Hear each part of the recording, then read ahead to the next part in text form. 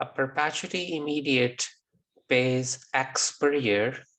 Brian receives the first N payments. Colleen receives the next N payments, and a charity receives the remaining payments. Brian's share of the present value of the original perpetuity is 40%, and the charity's share is K. Calculate K. So Brian gets the first N payments of this perpetuity immediate. So in effect, what Brian gets is actually an annuity immediate, because Brian's payments stop after N payments, and that's the difference between perpetuity and annuity. The perpetuity payments never stop, and the annuity payments actually stop at some point. So what Brian is getting is effectively an annuity immediate. So for the whole perpetuity, the present value would be X over I, because it's perpetuity immediate, and the payments are X. So the total present value is X over I. That's for the whole perpetuity. And Brian effectively gets an annuity immediate with N payments. So let's do it. Okay. So Brian's present value is calculated by the formula for annuity immediate. It's X times 1 minus 1 plus I to the negative N over I. And we are also told that Brian gets 40% of the present value of the overall perpetuity. So Brian's share of the present value of the original perpetuity is 40%.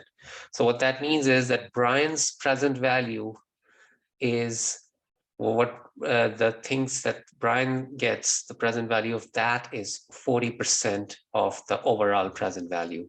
So that Brian's present value was X times 1 minus 1 plus I negative N over I. And the overall present value was X over I. So Brian's value equals 40% of that, or 0.4 of X over I. And the I's cancel out from both sides, the X's cancel out, and we are left with 1 minus 1 plus I to the negative N equals 0.4. And that gives 1 plus I to the negative N equals 0.6. And this factor will be, the value of this factor will actually be needed later on when we get the charity's share. So we can just ignore Colleen's share in this case. Colleen gets the next N payments. The only importance of Colleen's share is that it tells us that where the charity payments start, because Brian's payments happen from time 1 to time N. These are the first N payments. And so Colleen's will happen from time N plus 1 to time 2N. And that means the charity payments will start at time 2N plus 1. Okay. And since the charity payments start at time 2N plus 1, the present value that the formula will give for the perpetuity immediate. Remember, charity's share is a perpetuity share because that goes on forever. And it starts at time 2N plus 1. So if we use the perpetuity immediate formula, then the value that we get is 1 period before the first payment. So at time 2N, right? The first payment is starting at 2N plus 1. So the present value will be at time 2N, 1 payment before the 2N plus 1, 1 period before the 2N plus 1. And so the present value of the charity at time 2N would be X over I. So that's the beauty of a perpetuity, that even if you go, let's say, 50 payments down, 50 payments into time, the present value at that time is still the same as the present value that was in the beginning, because now you are looking at a present value at a later time. So this present value of charity, which is X over I, is at time 2N, which of course the X over I at 2N is not the same as X over I at 0. The values are different, but the expression is exactly the same. Okay.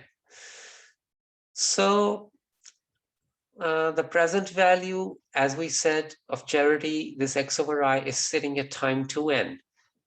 We want to bring it at time 0 because that's what the question was. The question is find K, and K is the